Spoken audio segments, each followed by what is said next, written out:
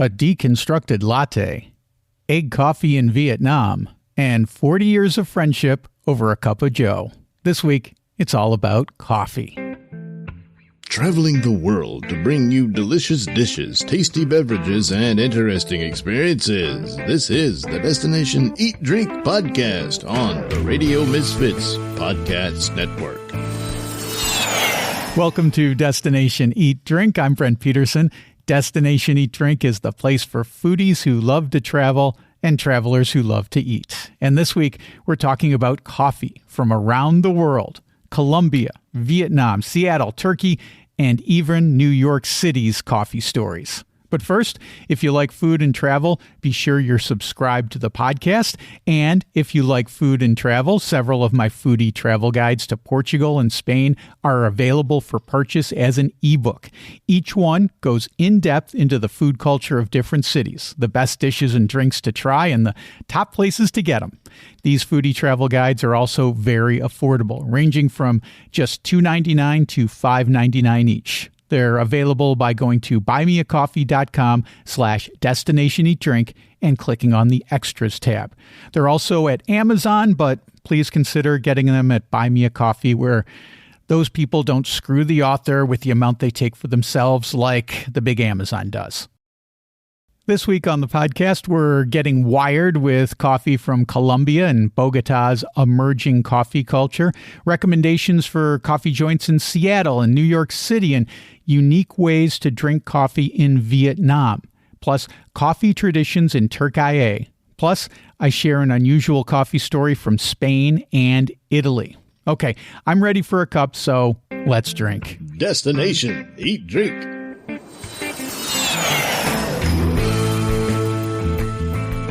Laura Hernandez Espinoza, along with her mother, run the world-famous restaurant Leo in Bogota. She tells me about coffee culture in Colombia and how coffee and chocolate are intertwined. I don't know if Colombia is most famous for its coffee or it's more worldwide, most famous for its coffee or more famous for its chocolate, but certainly it's famous for coffee. Tell me about coffee culture in Colombia in general, but specifically in Bogota, where your restaurant is. How do folks in Bogota like to have their coffee?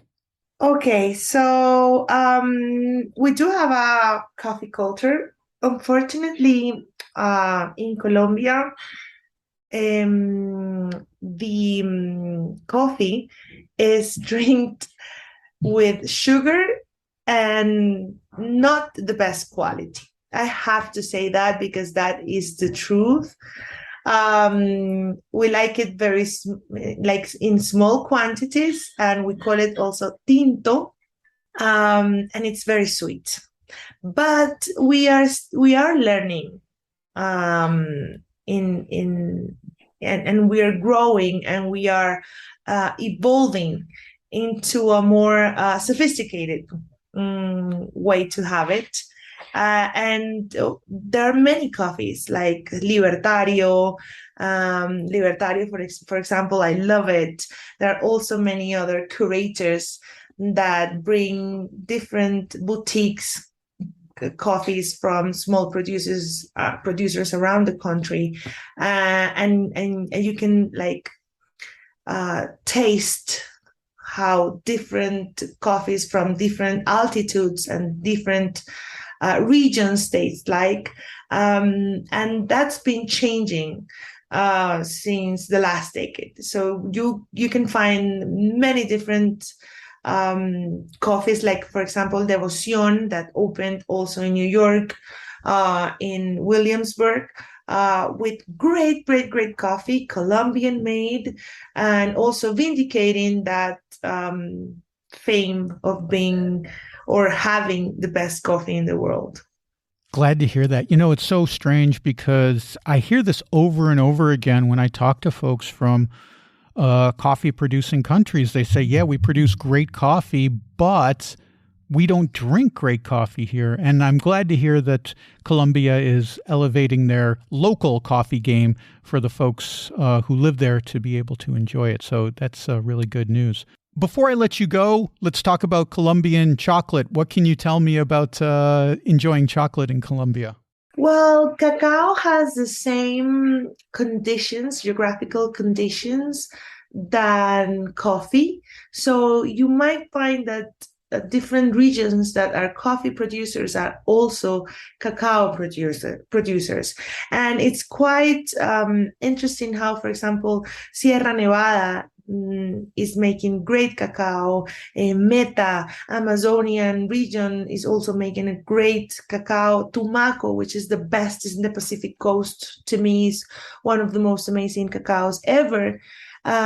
We are just, as you say, elevating this experience because one of the things that characterizes the Colombian market is that we don't transform it and we don't add it, we don't add value to the raw material. So we used to export the coffee in grain, and we used to export the cacao in grain as well.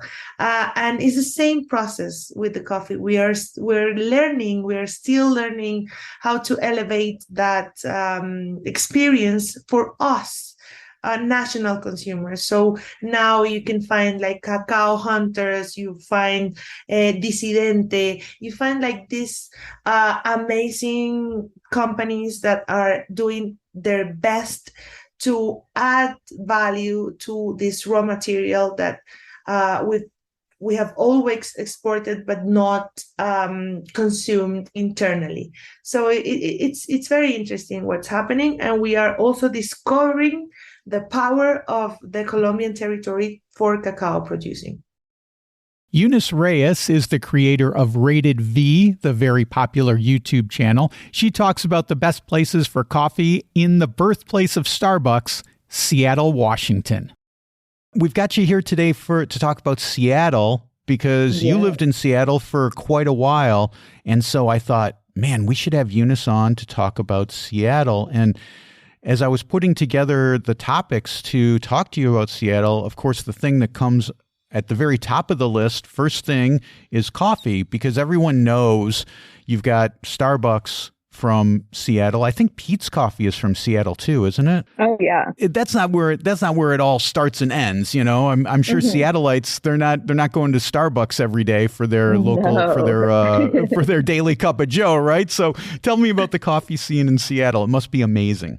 Yes. So first I want to start by saying I lived in Seattle for 5 years, and that's where I started my plant-based journey, was in Seattle. I became vegetarian when I was living there, and I was basically mostly vegan. I had already started my transition phase there. And so just exploring a lot of the plant-based food that is offered in Seattle was so much fun. And they have a lot to offer. The Pacific Northwest in general, like between Seattle, Portland, Vancouver, Canada, you can find a plethora of options. And so starting with coffee, 1000%, nobody really goes to Starbucks for their date. Like if they're going to go out to a coffee shop, they do not go to Starbucks. Starbucks is kind of like the fast food, I just need something now coffee. Like if you're at work and you just wanted to go out for coffee, you'll just go downstairs, go to Starbucks, right? Like it fits its purpose. You know, it's not bad. And it is, it did start in Seattle, and, people take tons of photos, or there's always thousands of people waiting in line at Pike Place Market for the quote unquote original Starbucks, which actually I heard wasn't actually the original. It's just like one of the second ones, but it was the first one. They made it in Pike Place, so it's a touristy location, right? So people love going there and taking photos. I mean, and there's nothing wrong with Starbucks. Let's just put it that way. Like Seattle has just so many coffee shops and so many people that take coffee so seriously. They find local roasters. They're all about, being eco-friendly. They try to be fair sourcing, in different countries. So like they take coffee so seriously. You'll find different ways to drink your coffee. You know what I mean? I think I learned different types of coffee just from going to coffee shops, because, they have the filters, they have the presses, they have espresso machines, they have everything, right? They take it so seriously. So I definitely encourage someone to like look up different coffee shops. Some of my favorite have been, the coffee in general that I really like is called Fulcrum Coffee. The taste is just amazing, and they are based out of Seattle and South Seattle, but they sell their coffee throughout different coffee shops. And I really love Preserve and Gather in the Greenwood area because it's just so brightly lit. It's very colorful, it's welcoming, and they occasionally have a vegan pastry there too. But the Fulcrum Coffee Shop is up. There's one downtown now, and then there's one in South Seattle. Another cool vibe is in UW, in U District area, which is called Santos Coffee. I remember I really liked that coffee shop a lot. Victrola is also a really popular coffee shop amongst Seattle locals, and that one's in the Capitol Hill neighborhood. They have 2 locations there, so it's just fun checking out different coffee shops in Seattle, right? Like you could definitely check one out each time. Going back to Starbucks, though, I will say a place worth visiting is the Reserve. The Seattle Reserve is definitely worth checking out and looking at because it's just beautiful. They've made that building just amazing, and you can get like bread there now and other savory treats since they've partnered up with a bakery there. And so it's an experience. There's always a line, it's always busy, but I think it's definitely fun and worth checking out. Young Ho is the founder of Jackfruit Adventure, a tour company that takes hungry travelers around Saigon, Vietnam. Young shares the unique kinds of coffee in his country. Vietnam is one of the biggest coffee producers in the whole world. Yeah. I'm wondering what the kind of coffee that we would have when we come to Saigon. Is there a specific flavor? Is there a specific type of coffee? What do you drink? What do you drink every morning? So the thing is, let me tell you a little bit about coffee in Vietnam. So we are one of the biggest export the coffee in Vietnam. But actually, in coffee, normally they have 2 kind of bean, the Robusta and Arabica. Yes. Back in the US, what the majority people, you are having the Arabica bean for the coffee. And Robusta is just more, people use more for like, to make the flavor, like in chocolate, or they make some cake thing. They have that's what they use, the Robusta bean. So majority of our, like 90% of our beans in Vietnam producing is the Robusta. Yeah. So that's the reason in Vietnam our coffee quite strong because on Robusta the caffeine is like 5 times higher compared to the normal Arabica. So if you not really drink a lot of coffee, when you have our cup of coffee, you can feel really strong. Your heart can beat faster. So for me, the way I drink coffee is actually I make my own coffee in every morning. I adapt from America. I bought a kind of a small, we call it the AeroPress, that you can make coffee at home. I haven't been. I've been travel in Vietnam a lot, and at some point I end up in the place in Vietnam we call Khe Sanh. Khe Sanh is like the small town in middle of Vietnam. If you know about Vietnam War, we have a very famous battlefield before. It's related. They call the Khe Sanh battlefield. That where the American before they operate in a really big airport and also an army base there. So it's one of the best play that the French before they, and also I see American, when American coming over and they brought the bean over to Khe Sanh. So it's a lot of local people that they drink the coffee with the American, and they, wow, this drink is really awesome.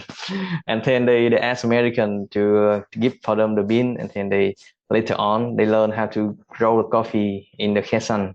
So that's what I normally get my bean from. So in the morning I just make an Americano way of coffee. Majority of Vietnamese people that they drink coffee, like we have the term called cà phê sữa đá. Like it's only the coffee they make from we call it the fin. The fin like kind of a filter. Our Vietnam we have a kind of filter. So we put the coffee in the filter, and then we put the hot water, and then later on through the filter, the metal filter, the coffee they drop down, and then we put some the condensed milk. And then they mix everything together, and they make a really strong flavor of the condensed milk, sweet, and with the strong coffee from the coffee. And in the morning, if you have like a cup of the coffee sữa đá, you can be like awake for all day. Yeah. So that's the Cafe Sudan. But I also heard about something called butter coffee. Young, is that similar? Actually, butter coffee actually is not really popular in Vietnam though. Okay. Yeah, we have in butter coffee in some small shop. They have like actually they adapt from French, because before when the French they come over to Vietnam and they drink the coffee here, and then they kind of mix the flavor back in France, and then they put kind of a butter on the filter, a butter, the French butter there, and then when the coffee they drop down, they have the flavor of the butter. But this kind of coffee is not really popular. At the moment, there are some different type of coffee popular here. They call the egg coffee. The egg coffee. It's a little bit similar to, it's related to like maybe a latte. So actually, the egg coffee that we put the coffee and together with the yolk in the egg. Yeah. Then they mix the coffee and the yolk together, and they can when you drink it, they have the feeling of the creamy. Even though they don't put no cream in it, but the yolk from the egg together with the coffee, and when you drink it, you feel like a creamy feeling. It reminds you a bit about a cup of latte. And so that is also one of our popular coffee. When the people come over to Vietnam, when they're looking for kind of some special coffee, so I think egg coffee will be on the top of the list of coffee they should try.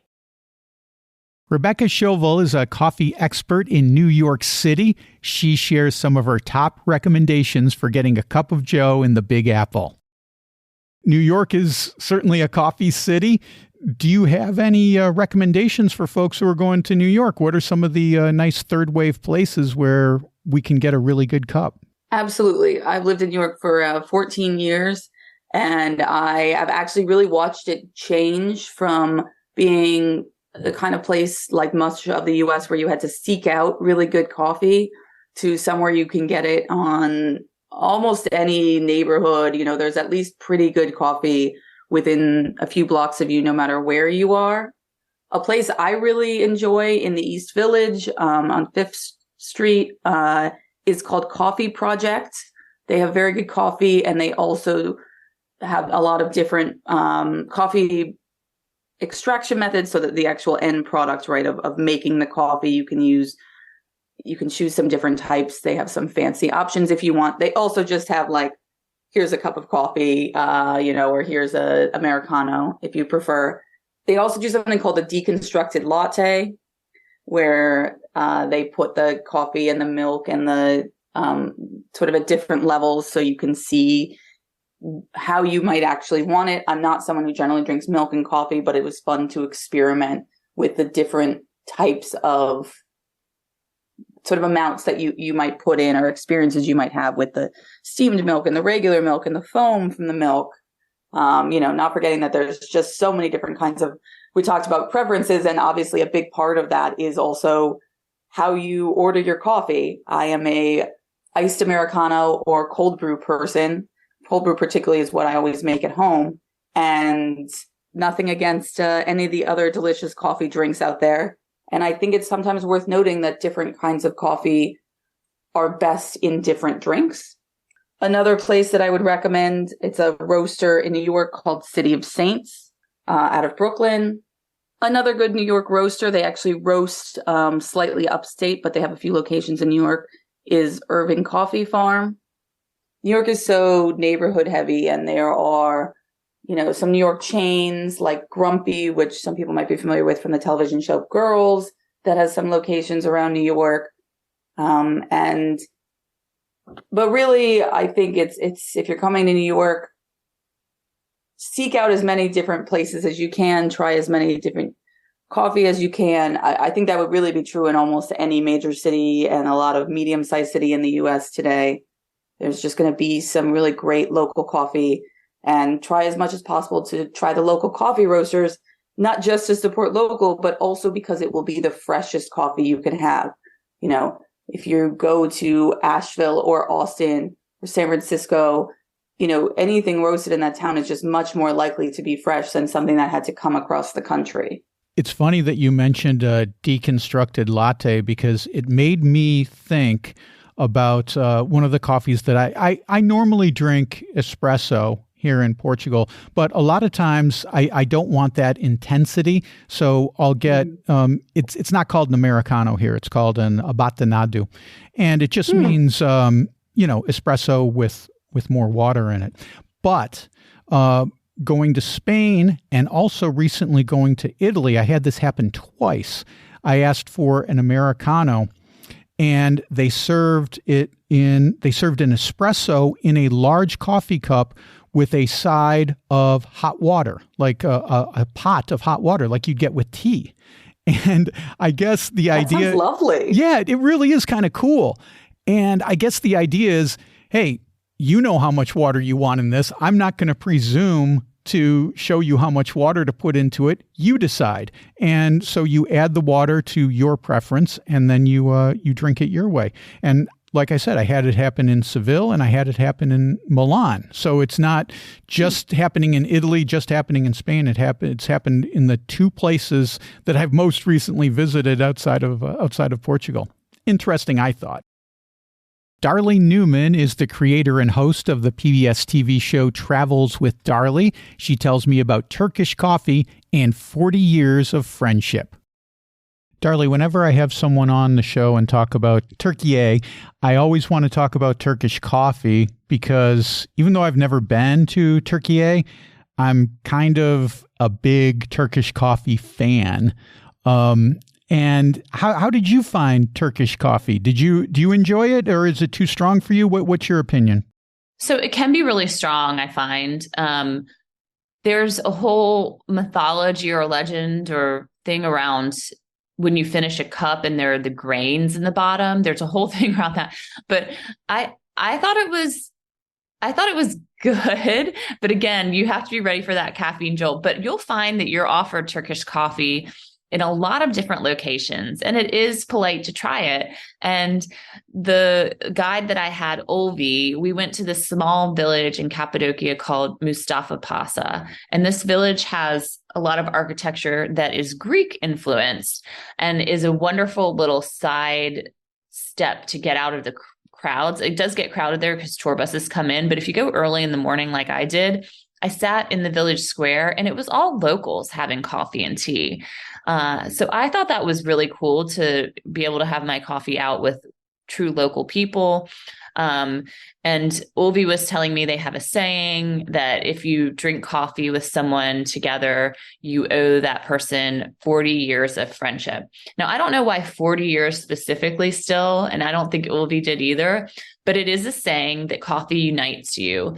And Turkish coffee is a thing. Like you can share it with someone, and I do feel like I had this bond with Ulvi that was stronger after we had our coffee together. Maybe it's just because we were able to sit together in this neat location that was where the locals were having their coffee and trying this. But it's something that you definitely have to have on your list if you're traveling to Türkiye.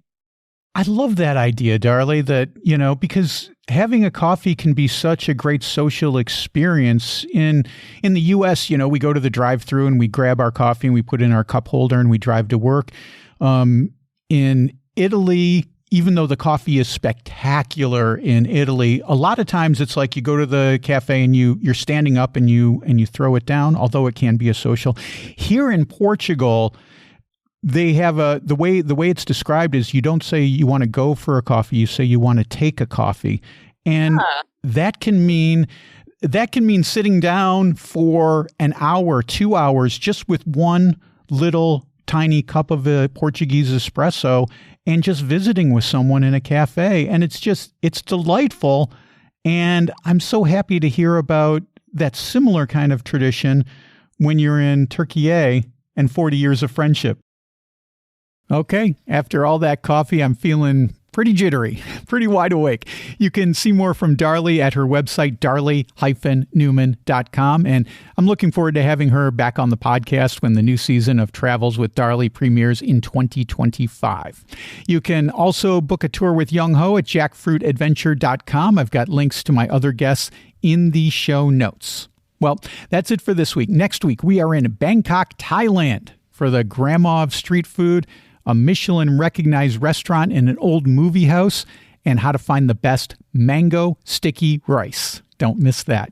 Until then, get over to destinationeatdrink.com, where I've always got lots of new foodie travel content. This week, I just posted a new foodie travel guide to San Sebastian, Spain, home of the most Michelin-starred restaurants per capita in the world.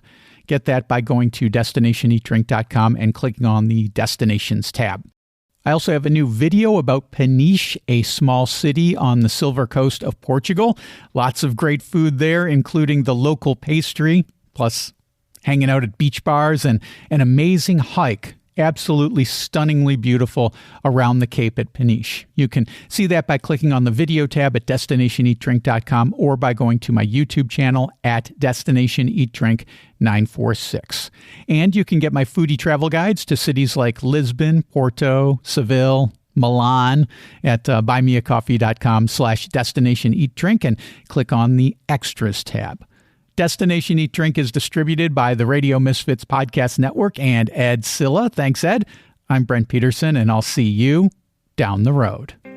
Join us next week for another culinary adventure on Destination Eat Drink, a presentation of the Radio Misfits Podcast Network.